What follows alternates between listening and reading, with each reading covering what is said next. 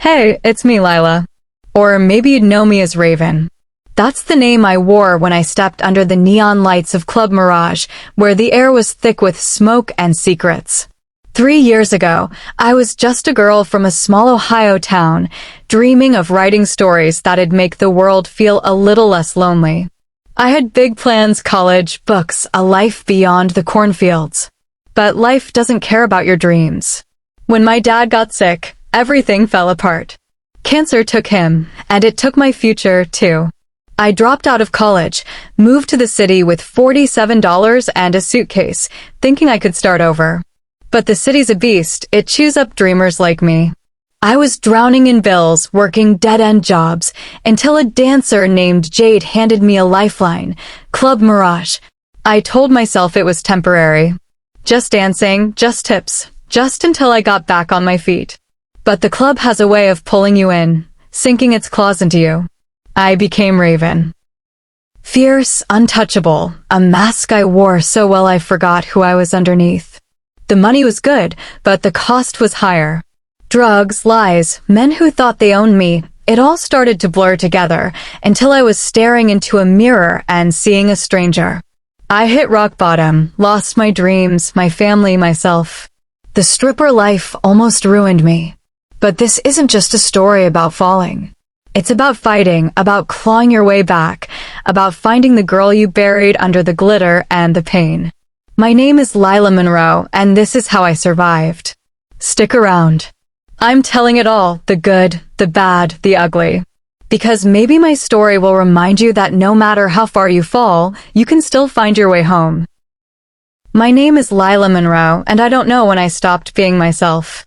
It's not like there was a single moment when I looked in the mirror and saw a stranger, but somewhere along the way, the girl who wrote poetry about stars and dreamed of a life beyond her small town became Raven, a name that clung to me like the cigarette smoke in Club Mirage.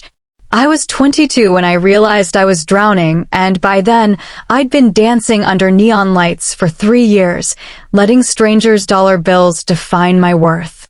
This is my story. The whole messy truth of it, how I fell, how I broke, and how I clawed my way back to something resembling myself. I grew up in Willow Creek, Ohio, a town so small you could walk from one end to the other in 20 minutes. It was the kind of place where everyone knew your name, your parents' names, and the time you snuck out to kiss Tommy Wheeler behind the gas station in 8th grade.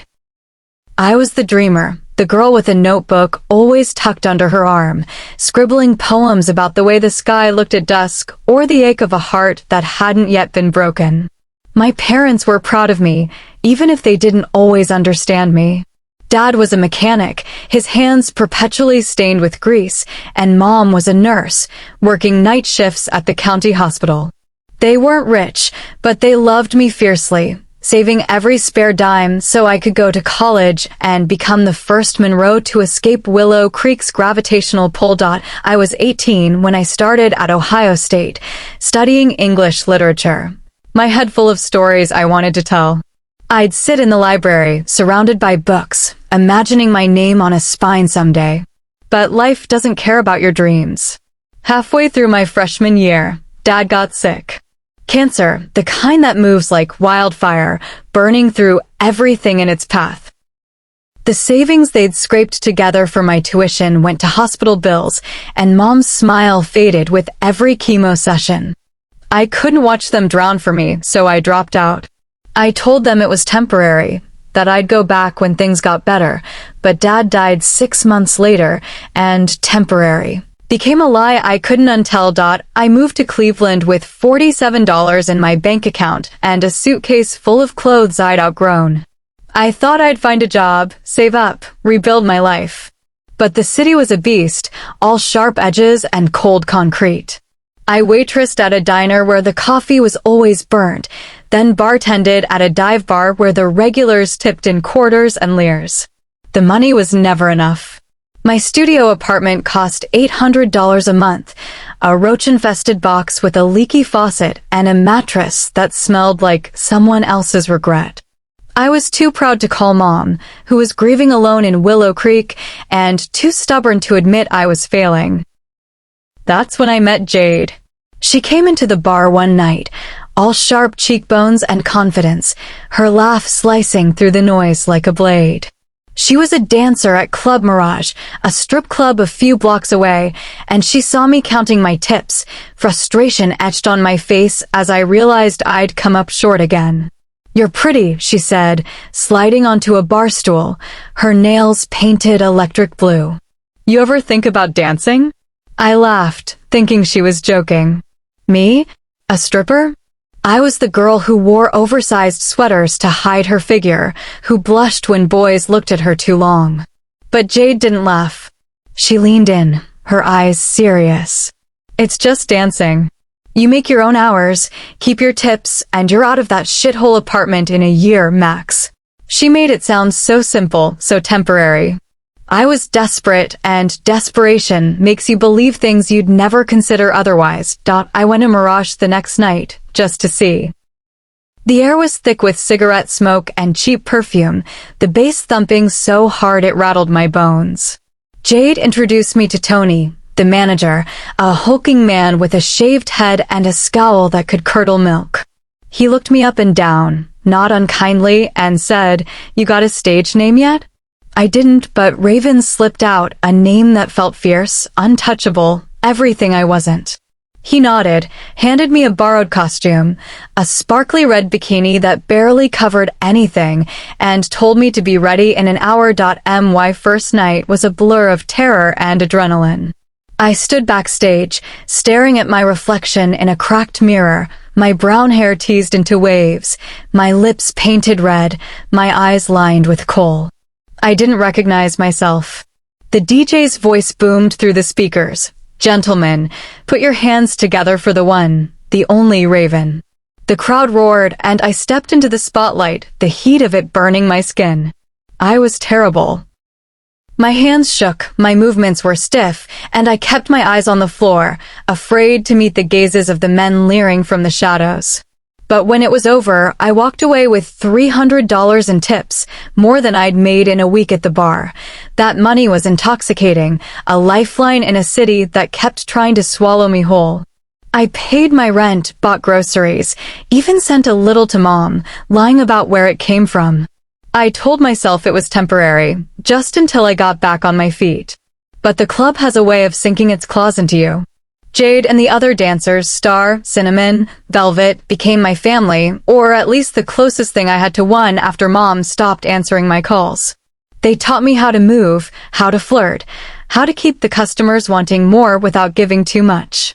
Jade was my mentor, my big sister, always quick with a laugh or a cigarette, but there was a hardness to her, a wall she'd built to survive this life. Within a year, I was one of Mirage's top earners. I had regulars, men who came every week just to see me. I'd learned how to read them, how to smile through the disgust, how to make them feel like they were the only one in the room. I was good at it, too good, and that was the problem. Raven was a mask I wore so well I forgot who was underneath. Lila, the girl who loved poetry and dreamed of a different life, was fading, buried under glitter and lies. The money was good, but it was never enough. There were always new costumes, better makeup, higher rent for the slightly less shitty apartment I moved into. And then there were the drugs. It started with a line of coke in the dressing room, offered by Star after a night when a customer grabbed me too hard and left bruises on my arm. "It'll keep you going," she said, her eyes glassy. I hesitated, but I was so tired, so raw, that I snorted it without thinking. It was like flipping a switch. Suddenly, I could dance, I could smile, I could be Raven without feeling the weight of it all. One line became two, then a habit. Soon, I was spending half my tips on blow, telling myself it was just to get through the night. The drugs made Raven stronger, but they ate away at Lila. I stopped writing, stopped dreaming. My notebooks sat untouched in a box under my bed, replaced by empty bottles and baggies. I told myself I could quit anytime, quit the drugs, quit the club, quit this life, but every time I tried, something pulled me back. A bill, a bad night, a customer who tipped too well to walk away. The nights blurred together, a haze of neon and bass lines.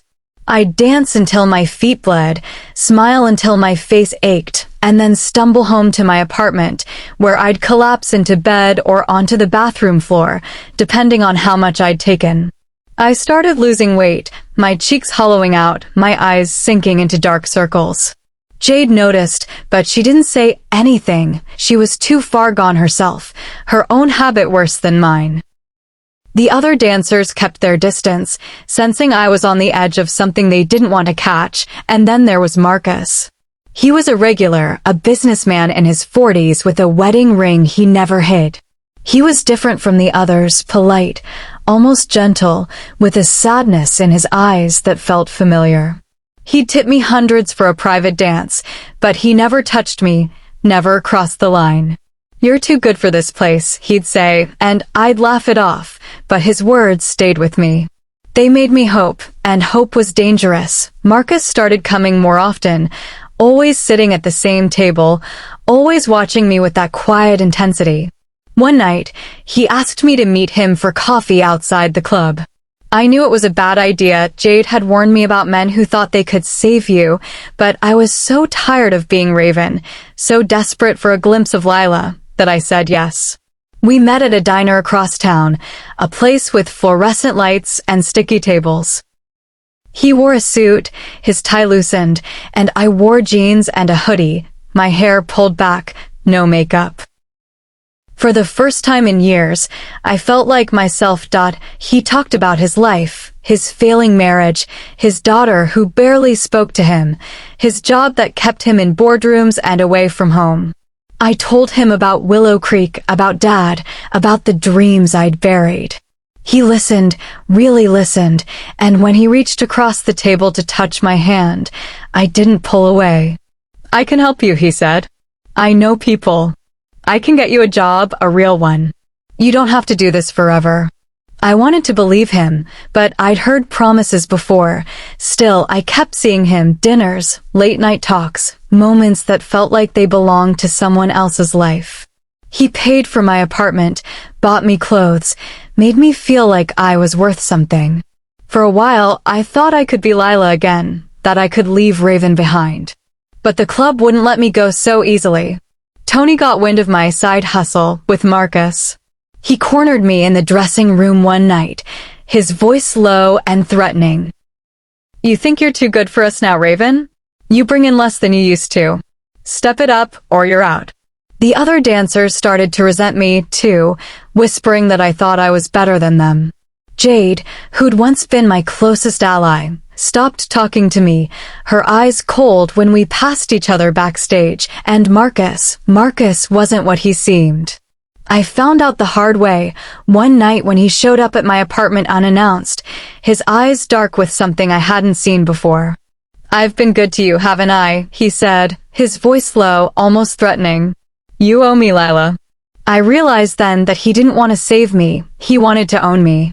He'd been keeping tabs on me, tracking my shifts, my spending, my life. The dinners, the clothes, the apartment, it was all a leash, and I'd walked right into it. I broke things off with him that night, but it wasn't clean. He showed up at the club, drunk and angry, demanding to see me. Tony had to throw him out, and I lost my best customer. My tips dried up, and the drugs became my only escape. I was spiraling, and I didn't know how to stop. The nights grew darker, the lines longer, the highs shorter.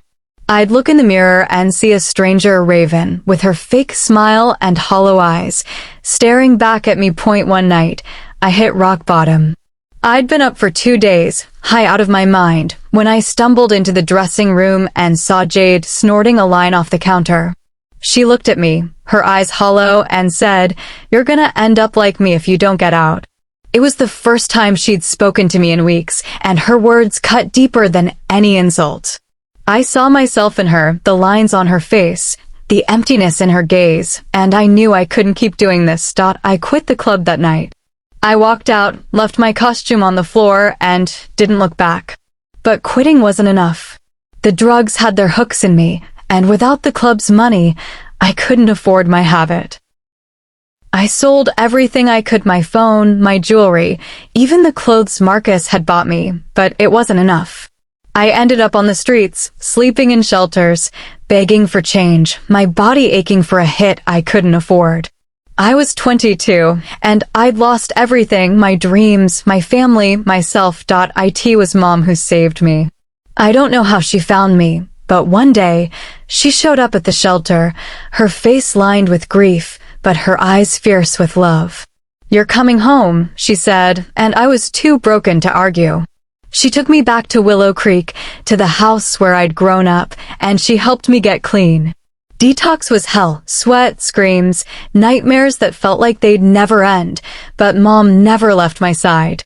She read me my old poems, the ones I'd written as a teenager, and slowly, Lila started to come back. I've been clean for 2 years now. I'm 25, living with Mom in Willow Creek, working at the local library. It's not the life I dreamed of, but it's a life I can live with.